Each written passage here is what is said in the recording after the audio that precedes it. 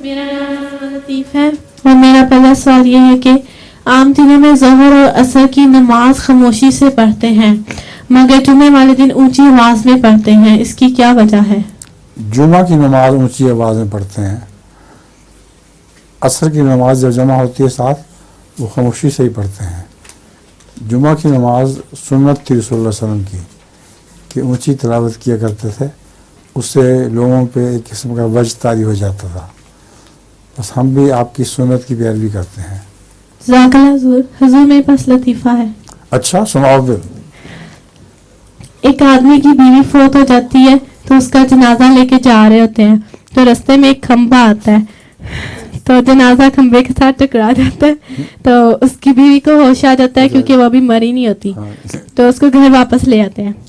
Next time وہ سچ مچ مر جاتی ہے، پھر اس کا جنازہ لے کے جا رہے ہوتے ہیں تو کھمبا آتا ہے تو وہ آدمی کہتا ہے اب کی بار ذرا دھیان سے جانا۔ کھمبا بچا کے آگے سنائیں چلیں۔